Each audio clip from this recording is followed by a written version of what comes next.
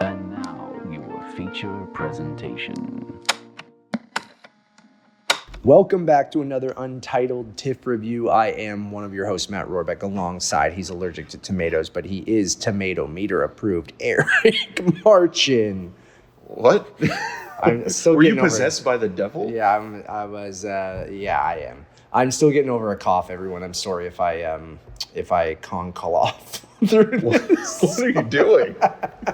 Today, You're mad.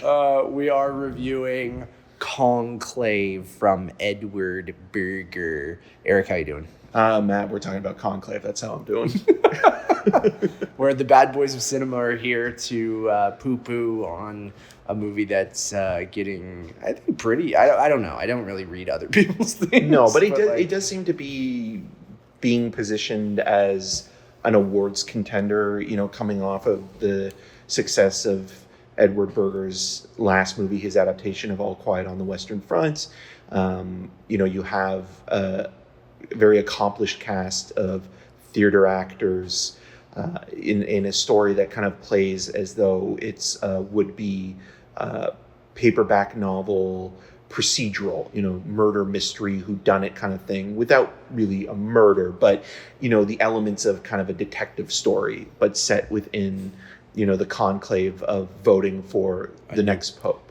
Yeah, not the young pope, but the next pope. Yeah, not Jude Law. Jude Law is not. And you're getting some expert opinion here because I went to many years of Catholic school, grew up going to church. Do I know much about the pope or cardinals or conclaves? Not really at all, Eric, but I don't think you really need to know much. It's, you know, it's explained to you in the film as well. I obviously know how they select a pope and things like that, but it's played more like it reminded me of like Survivor or something like that, something silly where you're voting. Well, there is an election process to it, right? Yeah. But it is interesting that it has to be a majority vote, that everybody has to vote for the pope. 2/3 majority, that you need.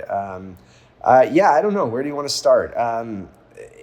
You know what? It's a movie that I think, you know, stars a man named Ray Fiennes. Fiennes. I'm saying Ray Fiennes. Ray Fiennes.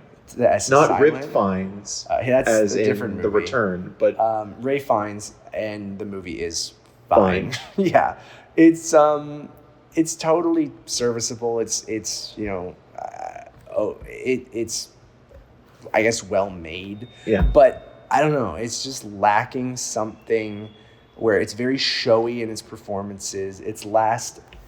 I think today's theme of reviews is that, you know, we just talked about Relay that falls apart in the last act. I think this falls apart earlier, but I think gets overwrought in that last act where it's trying to throw too much of this pulpy kind of like ridiculous elements in without spoiling anything, where I just start. It's a straight up B movie in a lot of ways, and there's nothing wrong with that. You know, like embrace that. But it's almost like it's also too good for like being goofy, trashy, and almost you know, like it's a story about crisis of faith. It's a story of you know, internal conflict within a religious sect, and you look at that and it's like, okay, there's enough intrigue there, and it still can rise above the occasion, but there's never any divine intervention when it comes to the narrative being anything more than kind of this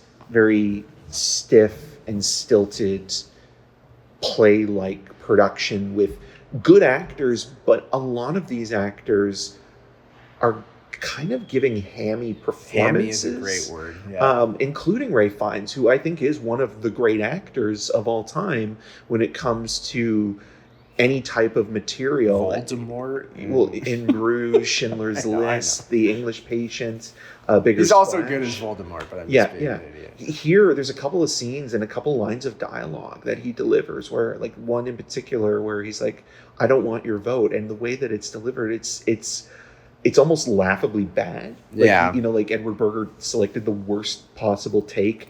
It's also very televised. You kind of know where things are ultimately going when certain things are set up and characters are brought into the light, if you will.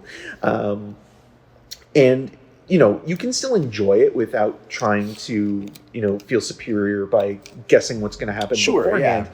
But The thing with Edward Berger is that he's really reminding me of Tom Hooper quite a bit in terms of like a middle of the road journeyman director who is going to get the praise and accolades that are deserving for other filmmakers. You know, like people that go to the movies casually will be like, "Oh, did you see Conclave?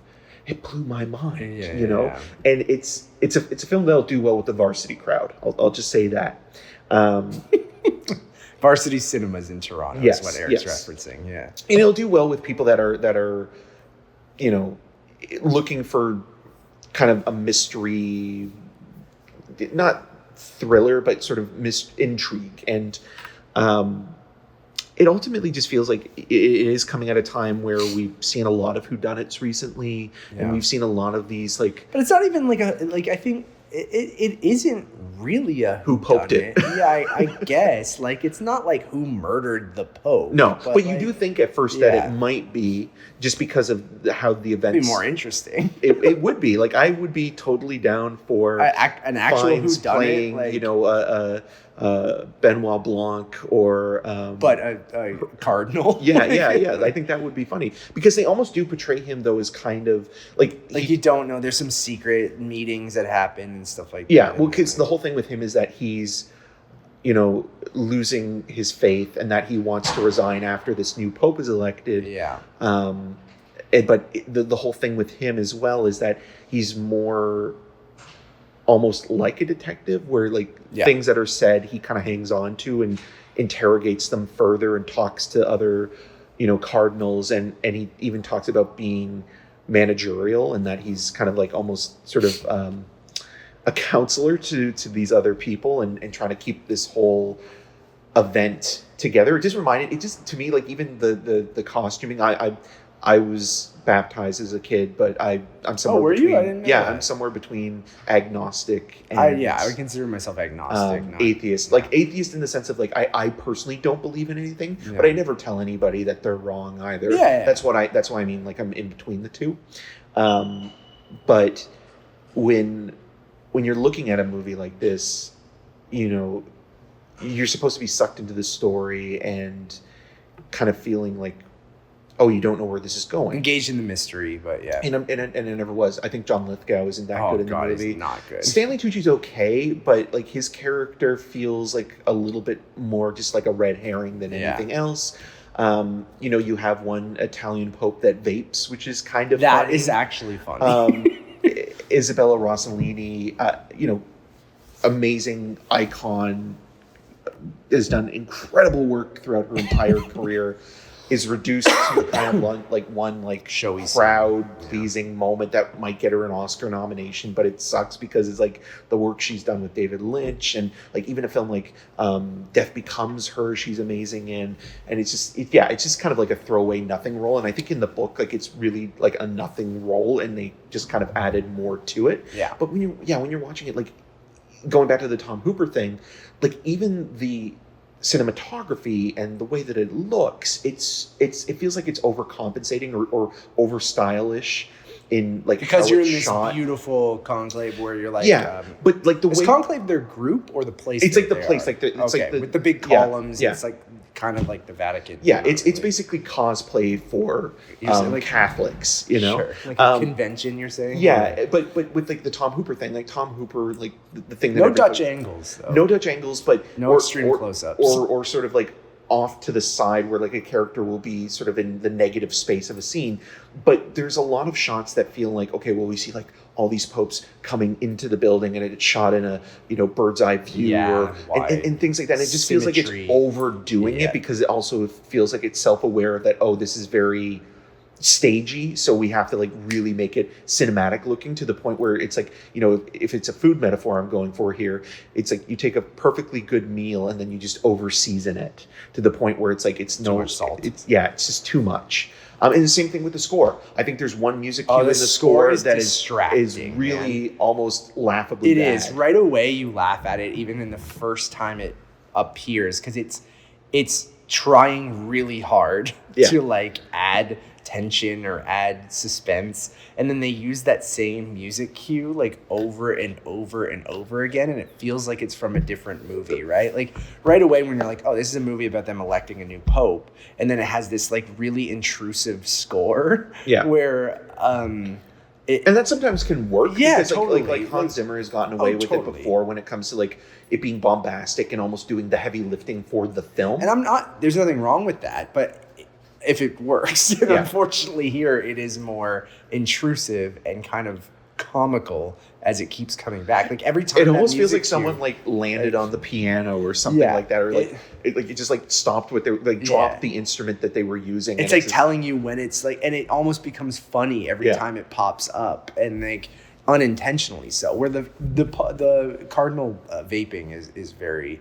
I think funny. It's where the music cues I don't think are supposed to be funny. I agree with you with Ray Fiennes, and I did not like Lithgow. Stanley Tucci's always a guy that like, I don't know. I think he's always fine. I don't know. You've never been a Tooch? No, I've never been touched by the Tooch. I think I'm like his like cooking videos more than he's a very refined gentleman, and it's funny. I think I have a soft spot for him just because of the first Beethoven movie. Him and Oliver Platt were the two henchmen. Oh God, I'd have to rewatch it. And he had hair then too, which is even better. I don't know. I like the Tooch. I just as an actor, I don't he's know. actually really good in Spotlight. I think him and Liev Schreiber are better than most of that cast, except for Michael Keaton, but I'm biased. So like I think he's just like a really good character actor that sometimes maybe I don't want to say overrated because he's not like a big name. Like he's just a solid character. I don't know. I think mostly indifferent. I have nothing against Stanley Tucci. Like I think he seems like a good dude, but I just like I'm mostly indifferent. Where I love Ray Fiennes, and he does seem to be taking over the Anthony Bourdain thing a little bit. Yeah, though. Because that's what I mean about like he has like a CNN like the show worldliness. or whatever. And there's a couple people who have that type of show, but he did the Italy one, and now he's doing I think another country too. I think Nevis likes the show a lot, and people always he does these like sensual cooking videos I think on the internet that people like to make fun of. I mean, power to him, but he's just like cooking in his kitchen and being sexy. Back to the sexy popes. The young pope. The young pope does not appear. It's not part of that cinematic universe. And I think that like we can't talk about it really, but like there's something about sort of where the story goes that feels act. Like, okay, this would never really work out. Yeah. Which is unfortunate because it's always good to be like they talk a lot about reform within the church and making progress and trying like that's another thing that's happening as well, right? Where like during them being sequestered in this location and trying to find like the next pope and voting and continuing to do it over and over again outside, like the world seems to be going to hell quite literally. Yeah, and that's the stuff I don't know, like is overly written to me where you add all this other shit just and visually like, too again, right? The symbolism of like some my scenes. God, there's this one sequence where Matt's eyes literally rolled in the back of his head. I don't want to spoil it, but like the minute something happens, another thing happens, and then that's when the final act starts playing out. I was praying for this movie to be telegraphed. Over at that point. It's telegraphed earlier. Everything in the last act is telegraphed earlier, and like you said earlier. Before, that can be okay. It's about the journey, not the destination. And even if you predicted what's going to happen, as long as it's satisfying, then who cares if I saw it coming, as long as you make it worthwhile. I just don't think the movie makes it worthwhile. Like, it just feels like too much. You're throwing too much at the end.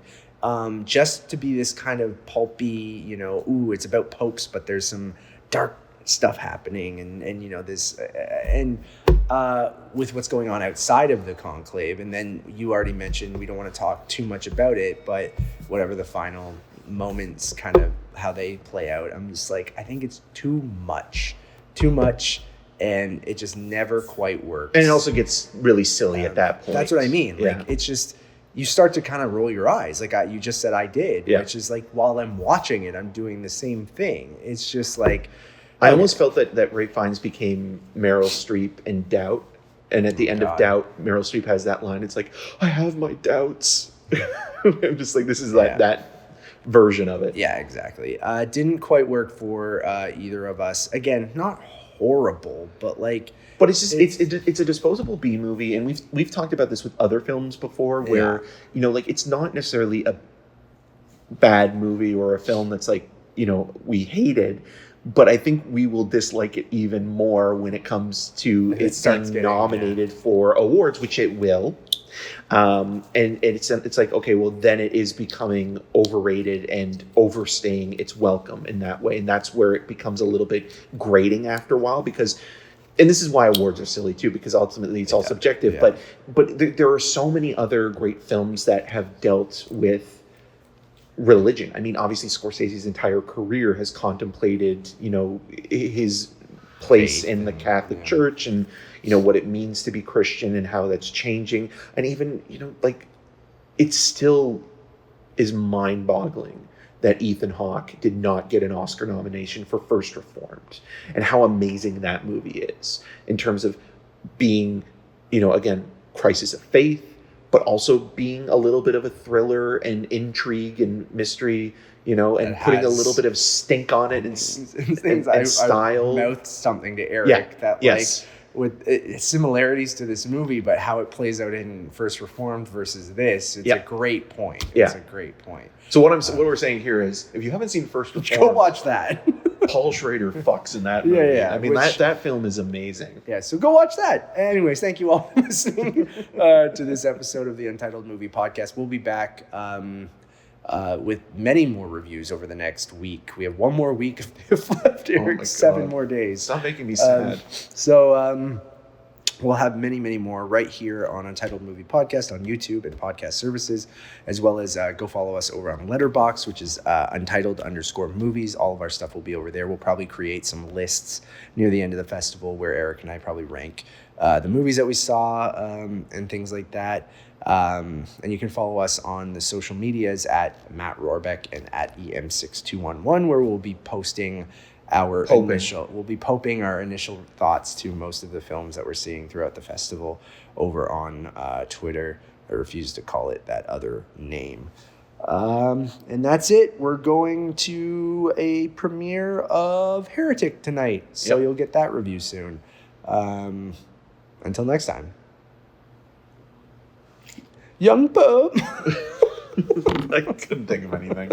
I wasted my good pun on poping instead of posting.